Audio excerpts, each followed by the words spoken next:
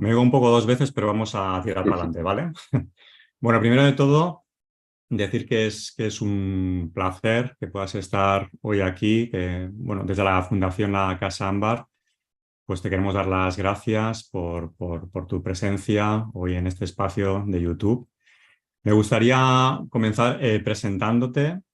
Yo creo que seguramente ya hay personas aquí que te conocen, pero me gustaría empezar diciendo que has sido economista, político, en este caso vicealcalde de Sevilla, profesor universitario y escritor de más de 70 libros, que se dice pronto, pero fue a través de un accidente y la vivencia de una experiencia cercana a la muerte la que provocó un giro en tu vida y a partir de ese suceso decidiste poner tu energía, tu vocación al servicio de los demás, acompañando procesos espirituales de transformación y consciencia para todas aquellas personas dispuestas, esto lo cogí de una web que me gustó mucho, para todas aquellas personas dispuestas a escucharte sin prejuicios y con la mente abierta.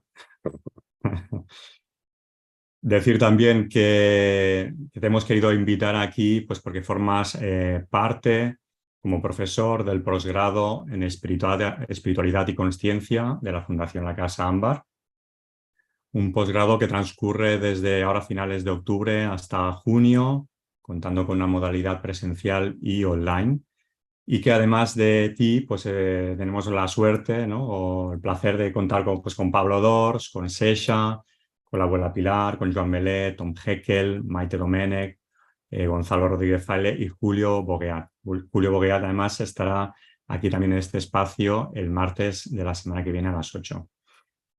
Y que además vas a impartir un tema que a mí me parece como muy interesante, también pues por la situación, ¿no? Le encontramos el contexto cultural en el que estamos aquí, pues en España, ¿no? Que vinimos de la religión católica. Y te vas a tratar el tema de la sabiduría de Jesús de Nazaret, el significado de su dimensión crística y sus enseñanzas para la práctica de la vida individual y el camino colectivo, ¿vale? Del cual también estás preparando un libro. Bueno, hecha esta presentación, Emilio, y ya que el posgrado en el que participas consiste en el tema central, es el de la espiritualidad, me gustaría empezar preguntándote qué es para ti la espiritualidad. Antes que nada, permíteme, Jordi, que te agradezca este encuentro, tanto a ti como a todas las personas que se suman al mismo. Es para mí un placer este compartir, de la misma forma que te agradezco y es también un placer participar en el posgrado al que estás haciendo mención y en el que esta entrevista pues enmarca. Ciertamente la espiritualidad forma parte de mi vida, no de una manera complementaria, sino como eje completo y absoluto de la misma. Y al hilo de lo que me acaba de preguntar, me gusta compartir, Jordi, que para mí la espiritualidad no es una religión.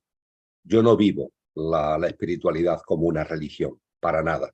Ni como ninguna religión ni occidental, ni oriental, ni nada que tenga que ver con lo que conocemos como religiones institucionalizadas en el sentido amplio de la expresión. Tampoco como un sistema de creencias, tampoco como un credo, por tanto. No veo en la espiritualidad una serie de dogmas, una serie de máximas en las que de alguna forma tengamos que creer porque alguien así lo ha dicho, porque consideramos que hay una persona, normalmente un maestro, un instructor espiritual que ha dicho esto, ha dicho lo otro y nosotros nos forzamos o nos esforzamos por hacerlo nuestro. No, no percibo así, con el mayor respeto a las personas que así lo vean, no percibo la espiritualidad ni como una religión ni como un credo.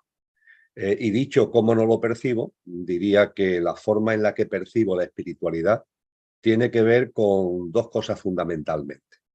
Por un lado, una visión de la vida y por otro lado, íntimamente unido a ello, una forma de vivir la vida. Es decir, creo que la espiritualidad conlleva una visión de la vida y una práctica de la vida misma.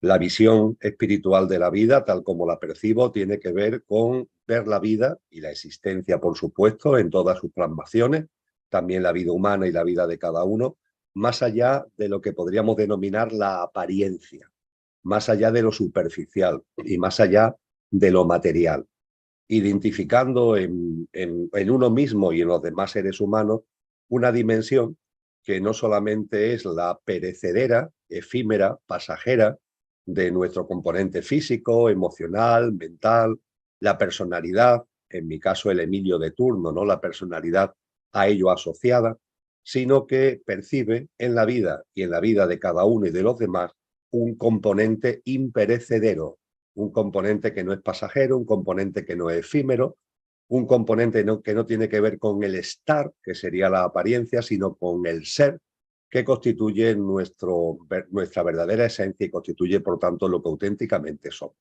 Esa visión de la vida que va más allá de lo perecedero, va más allá de la apariencia y percibe lo que hay de esencia y lo que hay de imperecedero en todo y también en el ser humano, creo que es un eje clave para el entendimiento que personalmente tengo de la espiritualidad, al hilo, no solamente, por supuesto, de mis propias experiencias, sino de lo que he ido aprendiendo de grandes maestros y maestras que han jalonado la historia de la humanidad. Y junto con la visión de la vida, la práctica, la práctica.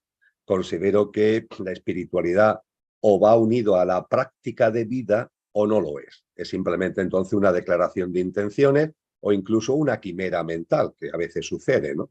Creo que la espiritualidad exige una práctica de vida auténtica, una práctica de vida coherente con los principios, con los valores que esa espiritualidad divulga, por lo que esa espiritualidad aboga.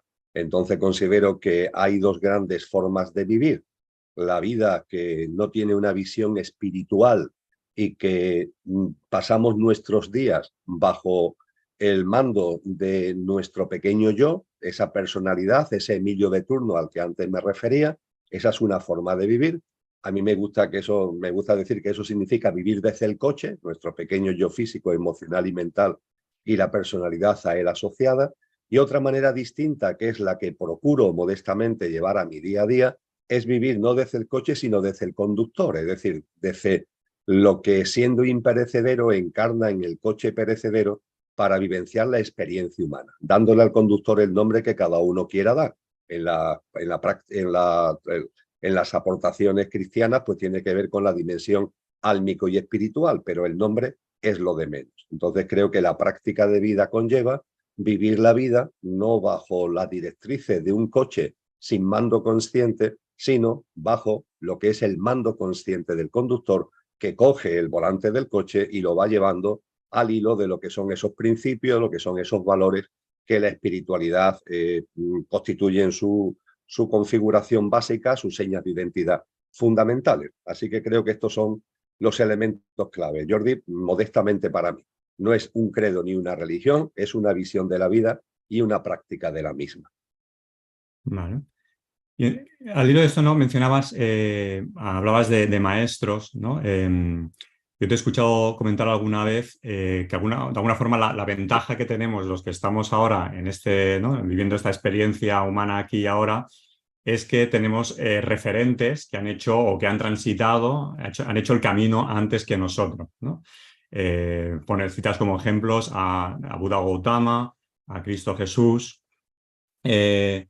Hablas de que ellos de alguna forma ya nos dejan como un mapa, ¿no? Un mapa, un camino que ellos han transitado antes y nos lo dejan a la humanidad, ¿no? Como referente. Entonces, de alguna forma, ¿dónde se encuentra este mapa? Cuando tú hablas de mapa, ¿dónde está ese mapa? ¿Y cuál sería como el primer paso? Entiendo que esto es un tema como amplio y extenso, pero ¿cuál sería el primer paso o ese punto de arranque de ese mapa del que quiere ahondar en la dimensión espiritual o hacer un camino? Ciertamente, a lo largo de la historia de la humanidad ha habido grandes mujeres, ha habido grandes hombres que podemos calificar como maestros y que con sus enseñanzas, con sus obras y con su vida nos han dejado todo un gran legado que constituye precisamente parte de eso que tú haces referencia, ¿no? Acerca del mapa. Y creo que en estos momentos tenemos que poner en valor la gran facilidad que tenemos para acceder a esas enseñanzas y a esa sabiduría. Es decir, las tecnologías, con todo lo que implican, son un éxito de la evolución en conciencia de la humanidad. Personalmente no tengo ninguna duda que toda la revolución científica y tecnológica en la que estamos absolutamente inmersos tiene que ver precisamente con la evolución en conciencia de la humanidad. Cosa distinta es el uso que le damos a las tecnologías, porque las tecnologías, obviamente, en libre albedrío, pueden ser usadas para el mero entretenimiento, para la distracción, incluso para el atontamiento y la reclusión interna a través de enfatizar lo virtual y lo artificial. Esa es una manera de utilizar las tecnologías, pero otra manera de utilizar las tecnologías es como vosotros, desde la Fundación Casa Ámbar, por ejemplo, hacéis con este posgrado, es decir, algo que como son las tecnologías que vienen de la evolución en conciencia, ponerlo al servicio de la conciencia. Y poniendo las tecnologías al servicio de la conciencia nos encontramos en un momento único porque las enseñanzas, la sabiduría que nos han legado esos maestros y maestras las tenemos a nuestra disposición a clic de ratón. Es decir, es muy sencillo acceder a lo que son las enseñanzas, pongamos por caso, en el ámbito oriental de Gautama Buda o de Lao Tse, por poner solamente dos ejemplos, ¿no? O es muy sencillo acceder a las aportaciones en el ámbito occidental, pongamos por caso de grandes místicos y místicas como Teresa de Jesús o Juan de la Cruz, o acercarnos a la espiritualidad mística de la religión islámica de la mano de maestros como Rumi o como Ibn Arabi. Todo eso lo tenemos a nuestro alcance de una forma sencilla y yo diría que eso desde luego es un regalo que la vida nos está haciendo en el momento actual. Cuando acudimos a esos maestros y maestras, ciertamente cada uno tenemos, entre comillas, vamos a llamarle así, nuestras opciones preferentes. Para mí, la piedra angular es sin duda ninguna la sabiduría y las enseñanzas profundas de Jesús de Nazaret, de Cristo Jesús, en quien también, por eso precisamente es objeto de mi exposición en el posgrado, ya se desarrollará adecuadamente, para mí es mucho más que un maestro, porque la recepción de lo crístico, de la fuerza crística, de la energía crística en un ser humano, en este caso en Jesús, hace que esa energía crística impregne ya no solamente a la persona que lo recibe, sino gracias a ella que impregne al conjunto de la conciencia humana e incluso de la conciencia planetaria. Con lo que dentro de los maestros hay alguien que para mí es mucho más que un maestro, es todo un evento, es todo un hito histórico, que es la figura de Cristo Jesús. Pero junto a Cristo Jesús, sin ningún tipo de duda, hay un listado a continuación de maestros en los que también creo que hay que dar de su sitio al ya citado Buda Gautama. A partir de ahí, cuando analizamos qué es lo que nos dejan, pues por ceñirnos precisamente tanto a Cristo Jesús como a Buda Gautama lo que nos enseña es todo lo que tiene que ver con el camino de lo que él llama el noble óctuple camino. El noble óctuple camino. Es quizás una enseñanza central, ¿no?, de todo lo que son sus aportaciones. Y el noble óctuple camino tiene que ver con la consciencia, que a menudo es mal traducida cuando se hacen ediciones de libros budistas al castellano, porque se le suele llamar el camino correcto y se le suele llamar también la acción correcta. Yo diría que el noble óctuple camino va más unido a lo consciente que a lo correcto. Y es una forma de vivir en consciencia. Es una forma de vivir el día a día, cada instante de nuestro día a día, desde el punto de vista de nuestro físico, de nuestro mundo energético, de nuestro mundo emocional, de nuestro mundo mental, de nuestras acciones cotidianas, vivirlo de una forma consciente, una acción correcta que no sea parte de nosotros, manteniendo siempre, por decirlo en una terminología muy actual, la vibración más alta, la vibración más sutil, la vibración más amorosa, donde la ternura, donde la empatía, donde la compasión, donde en definitiva el amor en el sentido amplio del término nos impregne nuestra cotidianidad e impregne nuestras acciones y nuestras obras, que es lo fundamental, ¿no? Como decía Cristo Jesús, por sus obras, por sus frutos los conoceréis. Y desde el punto de vista precisamente de Cristo Jesús, él nos dice con claridad: yo soy el camino. Eso de yo soy el camino no hay que entenderlo evidentemente con ninguna fórmula de arrogancia, ¿no?, sino que entender que precisamente la encarnación crística en un ser humano, las enseñanzas y la sabiduría que desde esa encarnación crística se nos lega, se nos enseña y se nos muestra, pues marca una manera de propiciar la autotransformación, porque tanto el meollo del noble camino como de las enseñanzas de Jesús es la autotransformación. Muy concretamente, Jesús utiliza un término fácil de recordar y enormemente provocador, que es nacer de nuevo, nacer de nuevo. Hay que nacer de nuevo, nos dice él. Y ese nacer de nuevo tiene como telón de fondo un hecho que a la sociedad contemporánea le resulta muy difícil de integrar. Y es que realmente puede ser que consideremos que estemos vivos y realmente estemos muertos, que estemos viviendo la vida como si fuéramos unos zombies, donde estamos realmente llevando a cabo unos sistemas de creencias que vienen de fuera y que hacemos nuestros como si fueran nuestros y no lo son. Unos hábitos, unos paradigmas, unas pautas de vida que hacemos nuestros y que aplicamos a nuestro día a día, y a eso lo llamamos nuestras acciones, cuando realmente no son acciones, son simplemente plasmaciones o reacciones de todos esos paradigmas y de esas pautas y de esos hábitos que vienen de fuera.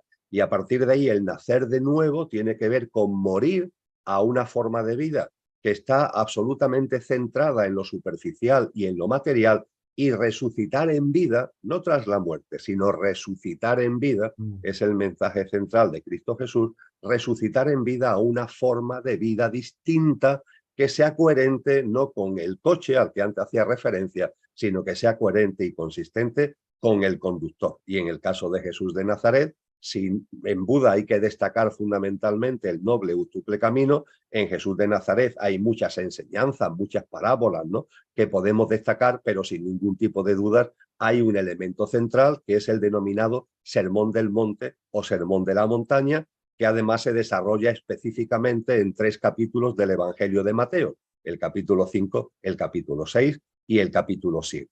Creo que en el Sermón de la Montaña y en el noble útuple camino tenemos una condensación de las enseñanzas fundamentales para propiciar ese nacer de nuevo, esa autotransformación que representa y conllevaría vivir en coherencia con lo que realmente somos. Vale. Entonces, ahora mismo estamos viviendo tiempos que no son fáciles, ¿sí? Para muchas personas estamos viviendo tiempos, no imaginemos que estoy pasando por una crisis personal, quizás estoy teniendo dificultades en el trabajo, igual tengo problemas con la pareja o con un hijo, igual estoy transitando una enfermedad. ¿Cómo puede ayudarme en la espiritualidad y por qué puede ser importante para mí ahora, ¿no? Pongamos el caso de eso, ¿eh? Porque es algo que creo que de una forma u otra nos afecta a muchos, ¿no? No son tiempos fáciles. ¿Cómo me puede ayudar la espiritualidad y por qué es importante? La respuesta inmediata, que ahora desarrollaré un poco, Jordi, la respuesta inmediata es que la espiritualidad es fundamental para vivir, para vivir. No nos damos cuenta, pero cuando perdemos una visión trascendente de la vida, cuando nos enfrascamos en lo puramente material, con todo lo que ello implica, cuando nos enfrancamos, por tanto, en todo lo que tiene que ver el economicismo, el materialismo, una vida absolutamente ligada a lo superficial, absolutamente asociada a la apariencia, aunque no recapacitemos porque vamos siempre con prisas, porque esta sociedad además promueve el culto a la velocidad, siempre estresados, siempre corriendo, sin tiempo, ¿no? Siempre sin tiempo, corriendo aunque no sepamos muy bien hacia dónde corremos, ¿no? Lo cierto es que si vivimos así, no estamos viviendo, estamos transformando, estamos convirtiendo la vida en un acto de mera supervivencia, que es lo que, desde el mayor respeto y el mayor cariño, creo que es lo que prolifera actualmente hoy. Las personas no viven, las personas sobreviven. Y claro, al no vivir, sino sobrevivir, eso en el ser humano genera, lo podemos ocultar más o menos, pero hay un momento determinado en donde aflora a lo largo de nuestra vida con más fuerza, y lo que aflora es un vacío, hay un vacío existencial, porque vamos percibiendo, conforme va pasando el tiempo en nuestra vida, que aquellas referencias, ¿no?, que desde el materialismo, desde la superficialidad, hemos creído que eran los que componían el éxito en la vida, lo que componían el hacer una vida adecuada, una vida que pudiera ser la oportuna para nosotros, nos vamos dando cuenta que no, nos vamos dando cuenta de que incluso teniendo éxito, no digamos ya cuando lo que se acumulan son frustraciones, no, incluso teniendo éxito personal, profesional, familiar, incluso teniendo éxito, hay algo en nuestro interior que va aflorando y que nos dice, esto no es. Hay algo en mí que me pone de manifiesto que esta no es la vida plena, esta no es una vida abundante, esto es una vida de carencia, es una vida, en definitiva, como decía, que no es vivir la vida, sino que significa sobrevivir. Y la espiritualidad, precisamente, lo que nos hace posible es vivir la vida. Pero tenemos que tener en cuenta en ese sentido que, como muy bien ya nos advirtió el gran filósofo germano Friedrich Nietzsche en la transición del siglo XIX al siglo XX, hay que tener en cuenta que el siglo XX, y no digamos ya el XXI, ha configurado una sociedad donde Dios ha muerto, es decir, donde se ha matado a Dios. Y cuando Nietzsche y los grandes filósofos nos hablan de matar a Dios, no hacen mención, evidentemente, a estrangular, no a un señor de barba blanca que vive más allá de Júpiter, ¿no? Eso es una visión absolutamente falaz de la divinidad, ¿no? Cuando se nos habla de matar a Dios, significa expulsar lo trascendente de la vida personal y de la vida colectiva, expulsar lo trascendente, expulsar todo lo que es una mirada, esa visión de la que yo antes hablaba, que va más allá de la apariencia y que nos posibilitaría ver la esencia y que nos posibilitaría percibir que en el ser humano no solamente está aquello que va a fallecer cuando llegue la muerte física, sino que hay algo que es imperecedero, que sigue viviendo más allá de eso, de lo que llamamos muerte. Pero claro, una sociedad que ha matado a Dios, todo eso lo expulsa, todo eso lo destierra. Y cuando se expulsa y se destierra lo trascendente, ¿qué es lo que queda? Pues ese vacío existencial al que hacía referencia anteriormente.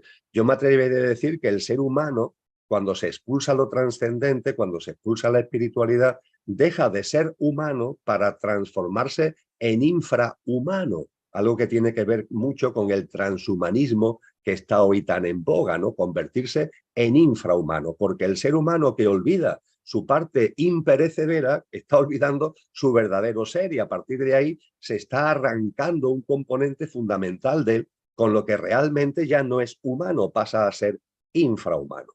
Entonces entiendo y percibo que en estos momentos es crucial para que nuestra vida pueda ser la vida llena, la vida abundante, la vida plena, que desde nuestro interior se reclama, que desde nuestro interior se demanda, es fundamental llenarla de trascendencia y de una práctica de vida, como antes decíamos, no solamente la visión, sino también la práctica, una práctica de vida que esté en sintonía precisamente con eso.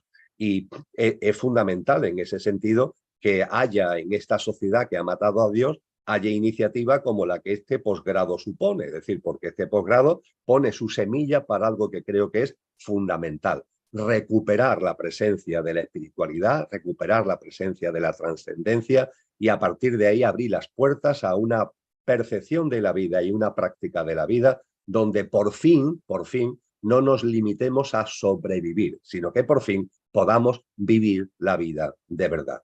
Creo que es lo que como seres humanos nos merecemos y está a nuestro alcance. Ok. Cuando decías antes, ¿no? Hablabas de este vacío, ¿no? Y de que aun teniendo éxito, uno puede sentir vacío. Me acordaba de Gonzalo Rodríguez Fraile, que también forma parte de los profesores del posgrado, que él lo comenta, ¿no? Que a los 40 años él dice, tengo todo lo que se espera, ¿no? La sociedad espera de uno, lo he conseguido, ¿no? Soy una persona de éxito profesional, con dinero, ¿no? Todo lo material, familia, tal, pero aún así me siento vacío, ¿no? Y ese es el punto en el que él empieza su camino espiritual. Entonces, para de alguna forma, no sé, no caer en este vacío o para no matar a Dios, ¿no? Como tú dices, ¿no? Simbólicamente matar a Dios. En tu caso, ¿cómo vives la espiritualidad en el día a día? ¿De qué formas te nutres de la espiritualidad? O sea, ¿cómo es la mirada espiritual de Emilio cuando se levanta por la mañana hasta que se va a dormir? ¿Cómo es para ti la espiritualidad en tu día a día? Ciertamente, esa esa reacción interna que conlleva y que ha implicado que muchas personas, ha sido también mi caso, de vivir de una manera muy material, muy superficial, demos un giro muy importante, un giro fundamental en nuestra vida, tiene como gran pilar comúnmente, es decir, lo más usual, y eso creo que todos somos conscientes, no es el éxito, no son los días luminosos, por decirlo de alguna manera, son las noches oscuras. Es decir, Mm, son episodios en la vida que nos rompen, ¿no? Episodios en la vida que provocan un terremoto. Llámese enfermedad propia o de seres queridos, fallecimiento de seres queridos, rupturas traumáticas de pareja, graves problemas económicos. El menú es amplio, pero el efecto de cada plato de ese menú es el mismo, un auténtico terremoto en nuestra vida. Y mira por dónde ese terremoto, siendo tremendo desde luego, nos lleva a plantearnos cosas que antes no nos planteábamos, a preguntarnos cosas que antes no nos preguntábamos, a acercarnos a personas que antes no nos acercábamos, etcétera, etcétera, etcétera. Es el papel de las noches oscuras que tan maravillosamente, por ejemplo, glosa Juan de la Cruz en su poema precisamente titulado Noche Oscura. Pero también es verdad que aunque sea más minoritario, junto con la noche oscura, también el día luminoso, es decir, también el éxito, también es a veces un trampolín para la autotransformación, porque efectivamente es el caso del profesor, también del posgrado que tú acabas de citar, en mi Gonzalo. caso personal. Llegas a un momento determinado en tu vida donde todo está en clave de éxito. Efectivamente, en lo personal, en lo profesional, en lo familiar, en lo económico. Esa era mi personalidad cuando arranca el año 2000. Hay éxito por todos sitios. Y a partir de ahí, sin embargo, algo que hay dentro que va como creciendo y que pone de manifiesto que esto no es el neti neti, ¿no? Que también nos han hablado en la Mm, espiritualidad fundamentalmente oriental. Esto no es, esto no es. Esto no me está reportando todo lo que yo consideraba que me iba a reportar. Hay carencias, y no son carencias materiales, son carencias existenciales, ¿no? Yo comencé lo que fue mi proceso de cambio lentamente a partir del año 2000, cuando solté, porque hay un momento determinado que, que sentí que tenía que acabar con lo que eran los parámetros fundamentales de mi vida. Por ejemplo, la docencia universitaria que dejé en el curso 2009-2010, la actividad política cuando, como tú has compartido, era vicealcalde de la ciudad de Sevilla. No solamente dejar la vicealcaldía, era que la política ya no encajaba en lo que por dentro en mí se estaba demandando y dejé por completo también la actividad política al 100%, ¿no? Y fui soltando otras muchas cosas y mira por dónde la vida me regaló un accidente que me llevó a una experiencia de esas que se llaman cercana a la muerte, morirte, pero después resulta que no estás muerto, que no fue el acicate de mi proceso de cambio, ya se había iniciado años antes, pero que fue fundamental, tanto por lo que fue la experiencia en sí, como porque también el proceso de recuperación duró prácticamente un año, en la que estuve forzado a estar en casa, a guardar mucha cama, a estar en una vida con mucho reposo, y eso, todo lo que venía ya recorriendo y ese camino que me había llevado a soltar, lo afianzó. Y cuando ya me pude recuperar y volver a la vida, vamos a llamarle normal, tenía absolutamente claro que esa vida normal para mí no tenía otra razón de ser que lo espiritual y lo trascendente. Y no entendido solo como una mirada interior, que por supuesto, ¿no? La mirada de autotransformación, la mirada de introspección y de silencio, el encuentro con el ser que soy, la práctica de la meditación, sino también la acción, porque lo interior nos han enseñado en esto los maestros, son absolutamente claros. El ejemplo de Buda Gautama y de Cristo Jesús que hemos citado son emblemáticos al respecto. Lo interior tiene que ir acompañado y en equilibrio con la acción exterior, con la acción consciente en el exterior. Y eso es, Jordi, modestamente lo que yo intento llevar actualmente en mi día a día. En mi día a día hay una práctica de encuentro, una práctica de silencio, que la suelo desarrollar porque es la que más se adapta a mi biorritmo, ¿no? Cada uno tenemos nuestro biorritmo. Yo siempre he sido una persona madrugadora, sin embargo, no soy nada noctámbulo. Cuando el día se va acabando, pues ya las pilas se me van también agotando. Sin embargo, soy una persona muy madrugadora. Entonces, para mí, esas horas de la mañana, que no son todavía de luz del día, que el día todavía no ha amanecido, que la naturaleza está ahí como empezando en ese momento el punto de inflexión para arrancar el día. Ese tiempo, esa hora y media, es el momento de la mirada interior, es el momento del silencio, es el momento de la meditación, es el momento del encuentro con respiración consciente, con no buscar nada, ¿no?, en lo que la práctica meditativa es, pero sí buscar esa puesta en valor de lo que está ahí como esencia, y a veces en el día a día se nos escapa porque estamos demasiado pendientes de la apariencia. Y llevando a cabo esa primera parte del día, lo que intento es que la presencia de lo que soy pues esté permanentemente. Y la acción hacia afuera, que es lo que ya desarrollo durante el resto del día, que esté siempre impregnada de la presencia de lo que soy. Creo, por tanto, que hay que afianzar el ser en lo que es nuestra vida, afianzar ese ser imperecedero, y a partir de ahí vivir el estar cotidiano, la vida que nos va llevando a multitud de vivencias, experiencias, etcétera, todas muy importantes. La mente lo puede calificar a una de más importante, de menos importante. Todas las vivencias y experiencias de la vida son muy importantes, y que desde el ser todas esas vivencias del estar estén impregnadas de la presencia de lo que somos. Es lo que modestamente intento llevar a cabo, y es lo que intento plasmar en una vida que me vaya llenando, y creo que actualmente es así, por lo menos así lo percibo, de esa plenitud que antes no tenía con el éxito personal, familiar, profesional, etcétera, etcétera.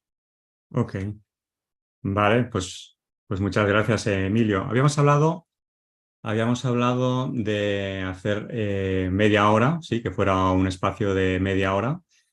De ser posible, me gustaría acabar, si hubiera alguna pregunta que alguien de los que ahora mismo nos está aquí escuchando quisiera hacer alguna pregunta para cerrar esta sesión, lo podéis poner aquí en el chat, ¿vale? Así que vamos a dejar unos segundos por si alguien quiere preguntar algo, y con esto ya cerraríamos este encuentro de hoy.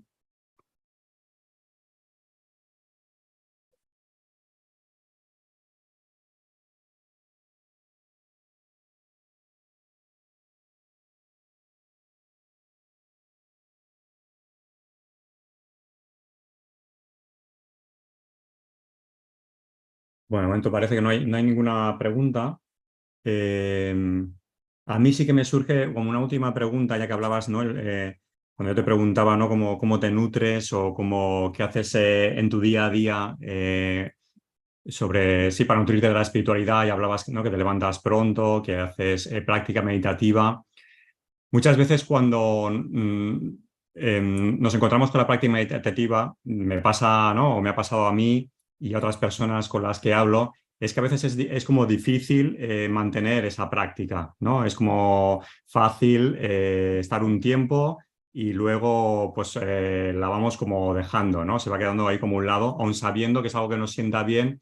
No sé, algo que puedas compartir que te ha sido de ayuda a ti para mantener una práctica diaria continuada en el tiempo.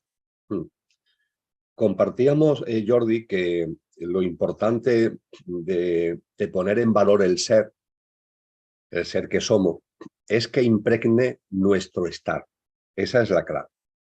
De poco serviría, entiendo yo, que por la mañana tempranito fuéramos capaces de alguna forma de conectar con el ser que somos, pero que terminada esa práctica, vamos a llamarle meditativa, a lo largo del día nos mantuviéramos en modo estar, sin estar impregnado ese estar, valga la redundancia, por el ser.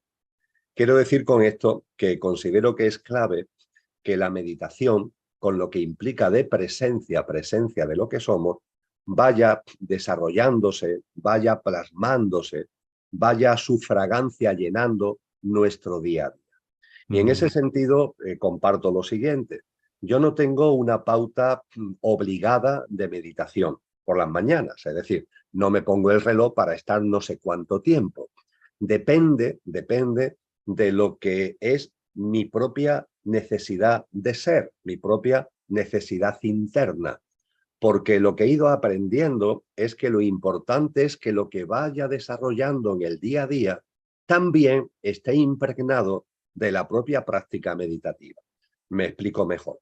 Puedes estar desayunando y desayunar meditativamente, o haciendo el desayuno y hacerlo meditativamente. Puedes estar en tu actividad cotidiana del día a día, incluso, por ejemplo, en la actividad laboral, y que haya una presencia de lo que realmente somos. Puedes moverte y desplazarte en el día a día, en los transportes públicos, en el transporte propio, y que la presencia de lo que eres esté ahí. A la hora de relacionarte con los demás, esa presencia es fundamental. En mi caso, hace ya 2 años que, bueno, por circunstancia ya de la edad, pues llegó el momento de la jubilación. Ahora me he descargado de muchas actividades que antes desarrollaba ligadas a lo que es la actividad laboral, los desplazamientos de la actividad laboral, los encuentros de la actividad laboral. Todo ello ha ido quedando en un contexto mucho más reducido y tengo más tiempo pues, para llevar a cabo actividades que tienen más que ver con mis dones y mi talento. Pero pongo, por ejemplo, porque tú lo citaste al principio, el tema de la escritura, ¿no? De escribir textos. Para mí, escribir, hoy precisamente, Jordi, sale un libro editado por una editorial catalana, por una editorial de tu tierra, Editorial Consciente, un libro que acabo de publicar, que sale hoy, que es El universo según la astrofísica y la espiritualidad. Pues bien, cuando yo leo astrofísica, intento que esa lectura de astrofísica sea meditativa. Cuando me acerco a un tema o a otro, cuando estoy dándole al teclado, intento hacerlo de un modo que no sea la mente externa la que coja el mando, sino que la presencia de lo que yo soy sea el que está ahí, lo que está ahí siempre como directriz, que sea siempre la luz que todo lo llena. Quiero decir, por tanto, con esto, y termino, que creo que no tenemos tanto que empeñarnos en una práctica meditativa, bien por la mañana, bien por la tarde, bien por la noche, ¿no? E incluso cuando percibimos que hay algo en nuestro interior que nos reclama dedicar a eso menos tiempo, no, por temas como lo metemos en la agenda, ¿no? Lo convertimos en un esfuerzo más del pequeño yo, de nuestro ego. Ojo con esto, ojo con esto.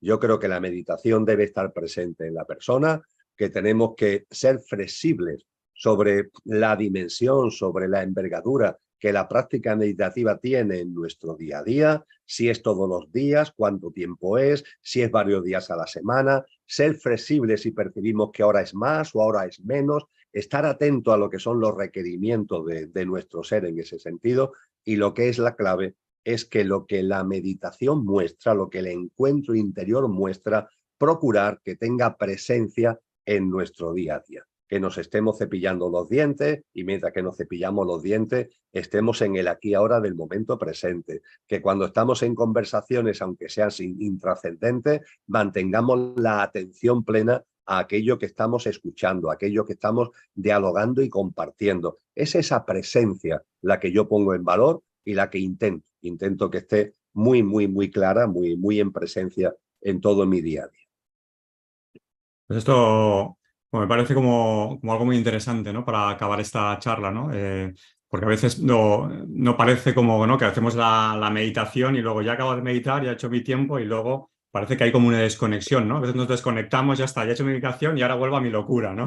Y es como, no, vamos a impregnar, ¿no? Vamos a poner esa presencia también, ¿no? Esa actitud, ¿no? De la práctica meditativa, vamos a extenderla o vamos a traspasarla a todo lo que hago, ¿no? Me parece como muy interesante.